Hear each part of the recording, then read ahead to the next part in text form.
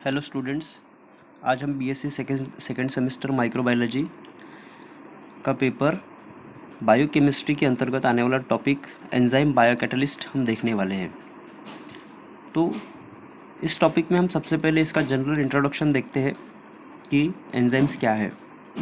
तो एंजाइम सभी living organism में विभिन्न प्रकार की मेटाबॉलिक एक्टिविटी में भाग लेते हैं। अब सभी लिविंग सेल की बॉडी में मेटाबॉलिक एक्टिविटीज़ होती है। हम ये मेटाबॉलिक एक्टिविटीज़ क्या है इसके बारे में भी समझेंगे, तथा किसी कंपाउंड को सिंथेसिस या ब्रेकडाउन करने की कैपेसिटी भी इन एंजाइम में होती है। अब एंजाइम बायोकैटलिस्ट होने के साथ साथ ये बायोकेमिकल रिएक्शन की दर को इंक्रीज करते हैं एवं कैटलिस्ट की तरह केमिकल एक्टिविटी को गति भी प्रदान करते हैं। किंतु एंजाइम ऐसा कारक होते हैं जो कभी भी किसी भी रिएक्शन में इन्वॉल्व नहीं होते हैं। एंजाइम सभी प्रकार की लिविंग सेल के द्वारा सिंथेसिस भी किए जाते हैं, जो कि प्रोटीन से मिलकर बने हुए कंपाउंड्स होते हैं। अब ये जो हमने बात की अभी एंजाइम की कि एंजाइम एक बायोकैटलिस्ट होते हैं जो कि मेटाबॉलिक रिएक्शन को कंप्लीट करते हैं। तो ये जो मेटाबॉलिज्म होता है, ये मेटाबॉलिज्म अलग अलग दो रिएक्शन से मिलकर बना होता है, जिसमें एक पार्ट होता है कैटाबॉलिज्म, दूसरा होता है एनाबॉलिज्म। कैटाबॉलिज्म एक ऐसी रिएक्शन होती है जिसमें जो एक बड़ा मॉलिक्यूल होता है, एनर्जी का बड़ा मॉलिक्यूल, उसे तोड़कर छोटे छोटे मॉलिक्यूल में कन्वर्ट किया जाता है। जबकि एनाबॉलिज्म ऐसी प्रोसेस है जिसमें छोटे मॉलिक्यूल्स को आपस में जोड़कर बड़ा मॉलिक्यूल बनाया जाता है। अर्थात ये जो कंप्लीट मेटाबॉलिज्म है, मेटाबॉलिज्म में चाहे बड़े मॉलिक्यूल से छोटा मॉलिक्यूल बनाओ या छोटे मॉलिक्यूल से बड़ा मॉलिक्यूल बनाओ, दोनों स्थिति में एनर्जी का ही प्रोडक्शन होता है, जो कि मेटाबॉलिज्म कहलाता है। अब एंजाइम की हिस्ट्री की बात करें तो सन 1936 में वैज्ञानिक बर्जीलियस ने सर्वप्रथम कैटलिस्ट टर्म का यूज़ किया, जिसका ग्रीक भाषा में अर्थ होता है डिज़ोल्व करना। उसके पश्चात सन 1878 में एक वैज्ञानिक आए कोहलर, इन्होंने सबसे पहले एंजाइम शब्द का उपयोग किया, जिसकी खोज सर्वप्रथम ईस्ट सेल से की गई। उसके बाद सन 1897 में वैज्ञानिक एडवर्ड बूचनर ने इस एंजाइम को ईस्ट सेल से आइसोलेट कर लिया, और उसके बाद सन 1926 में एक सुमनर नाम के साइंटिस्ट आए जिन्होंने यूरियस एंजाइम को आइसोलेट किया। तो इस तरह से इसकी हिस्ट्री में अलग अलग प्रकार के साइंटिस्ट आए और उन्होंने, किसी ने एंजाइम की खोज की तो किसी ने एंजाइम का नाम दिया तो किसी ने उसे किसी सेल के द्वारा आइसोलेट कर लिया। अब यदि हम एंजाइम्स के ऑकरेंस की बात करें कि हम एंजाइम हमें कहाँ से मिल सकता है, तो एंजाइम मिलेगा हमें साइटोप्लाज्म में, माइटोकॉन्ड्रिया में, टिश्यू में, बॉडी फ्लूइड में, inside of cell, outside of cell. हमारे बॉडी की जो सेल्स होती है, इस सेल्स के अंदर वाले भाग में तथा बाहर वाले भाग में दोनों जगह हमें एंजाइम मिलता है, क्योंकि प्रत्येक सेल की एबिलिटी होती है कि वे अपना स्पेसिफिक एंजाइम सिंथेसिस कर सकती है। अब हम एंजाइम की डेफिनेशन देखते हैं कि एंजाइम ऐसे क्रियाकारी पदार्थ होते हैं जो किसी भी रिएक्शन की दर को बढ़ा या घटा सकते हैं, एवं पर्टिकुलर एंजाइम स्पेसिफिक सबस्ट्रेट के साथ ही बाइंड होता है और बाइंड होकर रिएक्शन करके एक स्पेसिफिक पदार्थ बनाता है। अब ये जो एंजाइम है, एंजाइम सबस्ट्रेट के साथ में बाइंड करता है, रिएक्शन करता है, लेकिन प्रत्येक एंजाइम को प्रत्येक सबस्ट्रेट के साथ में बाइंड करने के लिए स्पेसिफिसिटी होती है।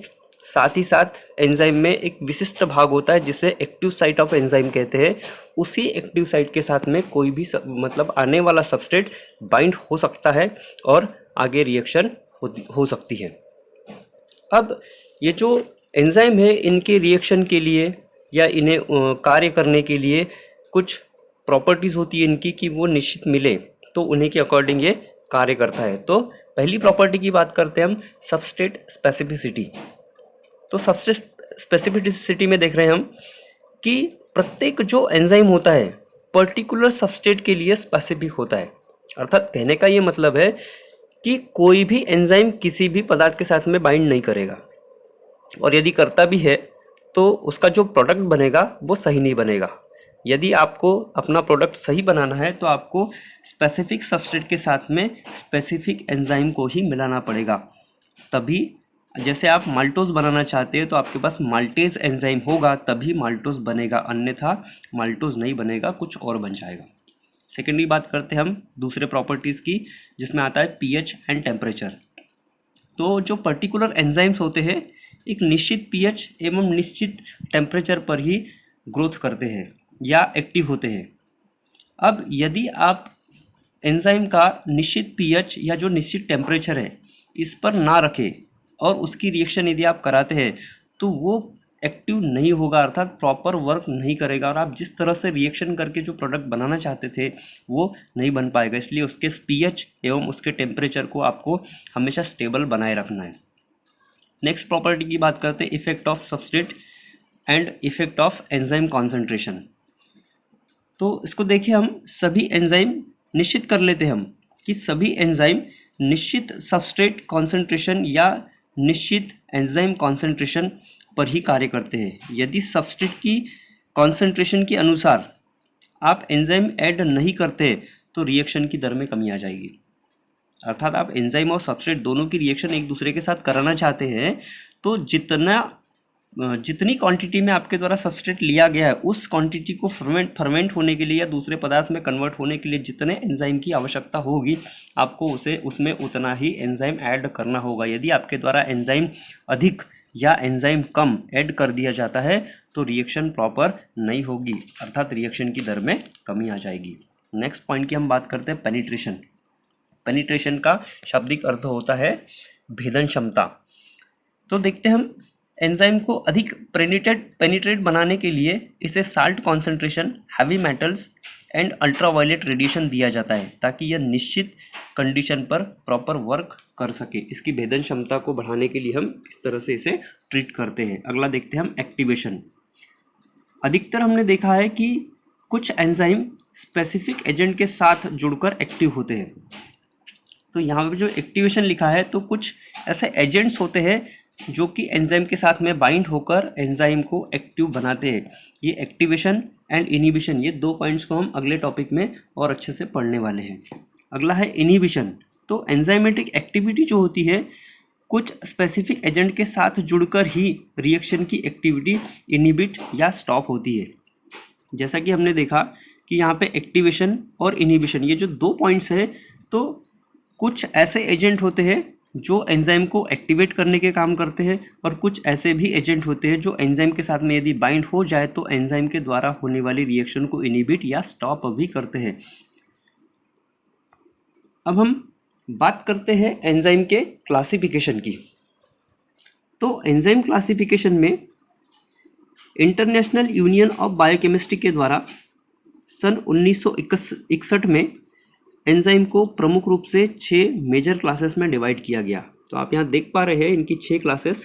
पहला है ऑक्सीडो रिडक्टेज, दूसरा है ट्रांसफरेज, तीसरा हाइड्रोलेजेस, चौथा लाइज, पांचवा आइसोमरेज और छठा लाइगेजेस।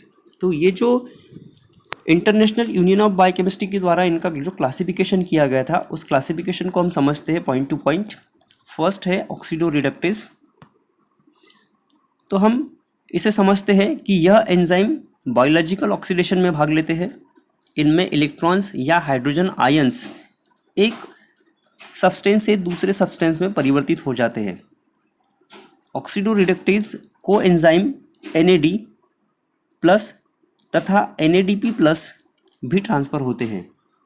यह एंजाइम फोटोसिंथेसिस तथा सेलुलर रेस्पिरेशन में भी सहायक होते हैं। हालांकि ये जो ऑक्सीडो रिडक्टेज एंजाइम है इसे फिर से 3 भागों में डिवाइड कर दिया गया है, जिसमें फर्स्ट पॉइंट आता है ऑक्सीडेज, दूसरा आता है डिहाइड्रोजिनेस और तीसरा आता है कैटालिसिस। ऑक्सीडेज की बात करें तो यह एंजाइम ऑक्सीजन मॉलिक्यूल को ऑक्सीडाइज करके दूसरे सब्सटेंस को ट्रांसफ़र कर देता है। जबकि डिहाइड्रोजिनेस की बात करें तो यह एंजाइम सब्सटेंस से हाइड्रोजन एटम को ग्रहण करके इसका ऑक्सीडेशन कर देता है। जबकि तीसरा कैटालिस एंजाइम सब्सटेंस को तोड़कर वाटर तथा ऑक्सीजन में ऑक्सीडाइज कर देते हैं।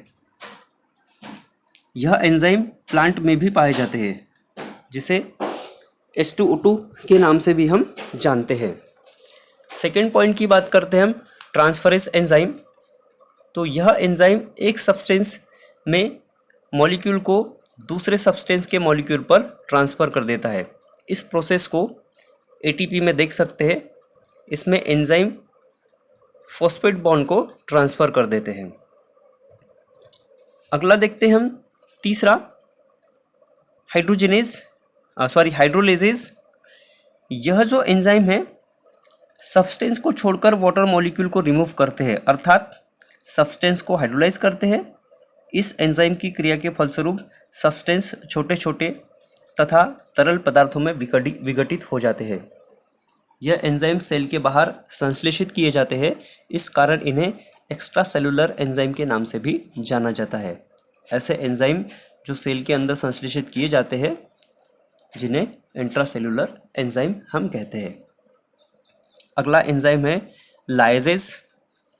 अब यह जो एंजाइम है हाइड्रोलेज की भांति कार्य करता है, जो सब्सटेंस को तोड़कर हाइड्रोजन मॉलिक्यूल रिमूव करते हैं एवं जिन्हें सब्सटेंस को हाइड्रोलाइज करने के लिए वाटर मॉलिक्यूल की आवश्यकता होती है। किंतु लाइज एंजाइम के लिए वाटर मॉलिक्यूल की आवश्यकता नहीं होती है। यह एंजाइम मेटाबॉलिक एक्टिविटी में बिल्कुल भी भाग नहीं लेते हैं। अगला हम देखते हैं आइसोमरेज एंजाइम। यह जो आइसोमरेज एंजाइम है सब्सटेंस मॉलिक्यूल में एटम को रीअरेंज करता है। फर्मेंटेशन में आइसोमरेज एंजाइम, जैसे अब देखा होगा आपने फर्मेंटेशन की प्रोसेस में, तो ये जो आइसोमरेज एंजाइम है ग्लूकोज 6 फॉस्फेट का फ्रुक्टोज 6 फॉस्फेट में कन्वर्जन कर देता है। अगला देखते हैं हम लाइगेज एंजाइम। जो लाइगेज जो एंजाइम होता है इसका शाब्दिक अर्थ जोड़ने से होता है, किसी को जोड़ना, अर्थात यह एंजाइम कार्बन कार्बन के बीच में या कार्बन ऑक्सीजन के बीच या कार्बन नाइट्रोजन के बीच में बॉन्ड्स का निर्माण करता है। अब इन दोनों के बीच में यदि दो मॉलिक्यूल्स के बीच में यदि बॉन्ड का निर्माण होता है तो उस निर्मित किए गए बॉन्ड को वो आपस में जोड़ देता है। इस तरह से ये एंजाइम क्लासिफिकेशन है जिसमें अलग अलग एंजाइम अपना कार्य करते हैं और ये प्रत्येक एंजाइम किसी न किसी लिविंग सेल के द्वारा ही सिंथेसिस किए जाते हैं, अर्थात एंजाइम की प्रत्येक लिविंग सेल को आवश्यकता होती है बायोकैटलिस्ट की तरह बायोकेमिकल रिएक्शन करने के लिए। Thank you.